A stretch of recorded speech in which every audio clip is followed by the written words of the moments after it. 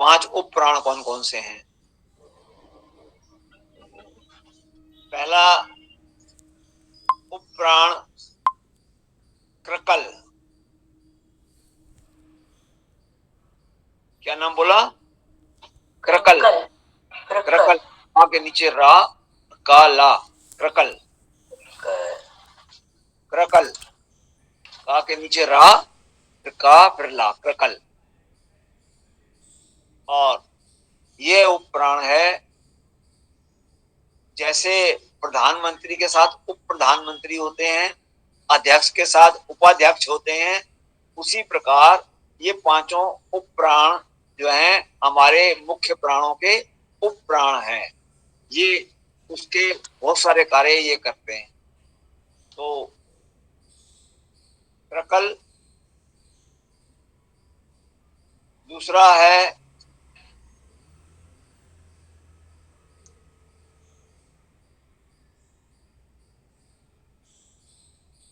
हृदय के साथ नाग, नाग प्राण। और कंठ के साथ है देवदत्त।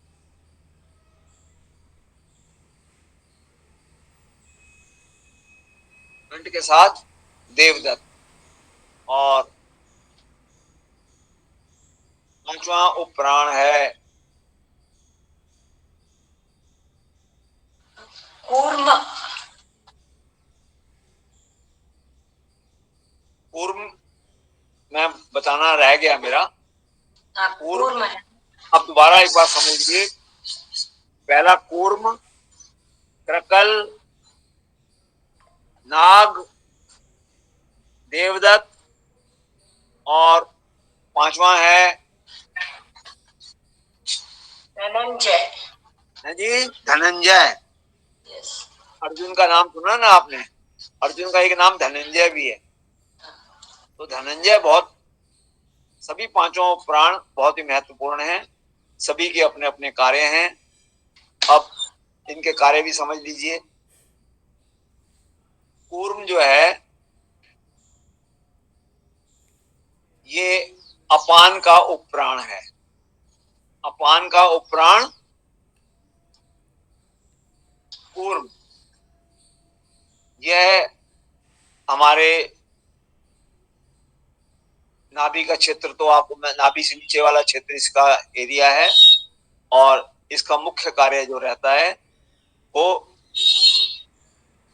महिलाओं के अंदर गर्भ धारण करना, इसी कूर्म के उसमें आता है, क्षेत्र में। और बाकी जेनाइटल ऑर्गन्स की सभी क्रियाएं इसी के क्षेत्र में आती हैं। प्राण का, क्योंकि ये अपान का क्षेत्र है, तो अपान तो एक्सक्रीटी का काम करता है, बाहर निकालने का कार्य करता है, और कूर्म जो है इसमें सहयोग करता है।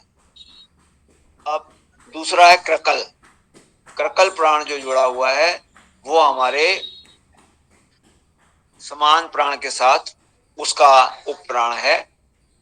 यह भी उसका सहयोगी है, विशेष तौर पर पेनक्रियाज एक्टिव करने के लिए। पेनक्रियाज में भी थोड़ा सा समझ लीजिए। पेनक्रियाज के दो कार्य हैं, गॉल ब्लैडर और पेनक्रियाज। दोनों क्या कार्य करते हैं? जो लीवर हमारे जूसेस बनाता है, और उसमें से काफी सारे जूसेस गॉल ब्लैडर में आके एकत्रित हो जाते हैं, और वो एक्टिव करता है, और कुछ पेनक्रियाज में आ जाते हैं। पेनक्रियाज में इंसुलिन का स्त्राव होता है। इंसुलिन का क्या कार्य है कि जब शरीर के अंदर रक्त का परिवहन होता है, अच्छा, हमारे सारे भोजन जो हैं ये रक्त के माध्यम से सारे शरीर में संचारित होते हैं, ये आप समझ लीजिए। समान प्राण वाले और सभी जो भोजन से, जो भी हम भोजन करते हैं वो सभी उसको संचारित करने का कार्य समान प्राण जो है उसको रक्त में छोड़ने का कार्य मुख्य रूप से। उसके बाद वो समान पूरे शरीर में जो भोजन हमारा पहुंचता है, तो किसके रूप में पहुंचता है भोजन? रक्त में ऑक्सीजन के साथ साथ, ऑक्सीजन मुख्य है और ऑक्सीजन के साथ में हीमोग्लोबिन का नाम आपने सुना होगा, जिसके कारण रक्त का रंग लाल होता है। हीमोग्लोबिन जो प्रोटीन है, यह हमारे रक्त के साथ पूरे शरीर में प्रवाहित होती है। अब यदि इंसुलिन एक उत्प्रेरक का कार्य करता है, यदि इंसुलिन एक्टिव ना हो तो हीमोग्लोबिन की, ऑक्सीजन की एंट्री हमारी कोशिकाओं में नहीं होती और कोशिकाएं डेड होनी शुरू हो जाती हैं, तो हम बीमार हो जाते हैं। और कैंसर का भी मुख्य कारण यही है। और उसका तो, मधुमेह का तो है ही है। मधुमेह क्यों होता है? क्योंकि वो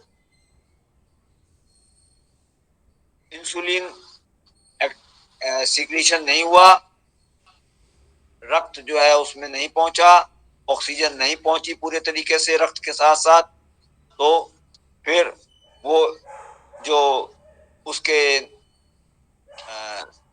दूषित पदार्थ हैं वो उसी में रह जाते हैं और वो हमारे रक्त में आ जाते हैं सीधे, उसका शोधन नहीं हो पाता, तो हम बीमार हो जाते हैं। तो अब उपप्राण जो है इसका, नाग प्राण का, और ऊपर की ओर देवदत्त, ये हमारे उदान प्राण का उपप्राण है देवदत्त। और देवदत्त डकार, छींकें, ये सब कार्य इसके उसमें आते हैं। यदि हमें डकार या छींकें आती हैं तो समझ लीजिए कि देवदत्त में कुछ समस्या है। एक देवदत्त का और बहुत महत्वपूर्ण कार्य है। देवदत्त का एक महत्वपूर्ण कार्य है कि कहते हैं कि लक्ष्मी यदि आती है तो देवदत्त से ही आती है, देवदत्त की कृपा से आती है। जब हम कंठ में आभूषण धारण करते हैं, वो आभूषण इसलिए धारण किए जाते हैं कि लक्ष्मी का ये स्थान जो बताया गया है वो कंठ के अंदर, ये जो है देवदत्त वाला पोर्शन, ये जो है प्रभावित करता है, इसी से धन धान्य की प्राप्ति होती है। और इसके अब ऊपर चलते हैं, धनंजय प्राण। धनंजय हमारा व्यान प्राण का उपप्राण है। बहुत महत्वपूर्ण कार्य इसके ये है कि शरीर के सारे कार्य करने के अतिरिक्त जब हमारी मृत्यु होती है तो शरीर को गलाने का कार्य यही प्राण करता है। यदि शरीर गलेगा नहीं तो फिर बहुत ज्यादा समस्याएं हो जाएंगी। समाज के लिए पड़ा हुआ शरीर रहे, दुर्गंध आती रहे, तो उससे कोई फायदा नहीं। तो हमें क्या चाहिए?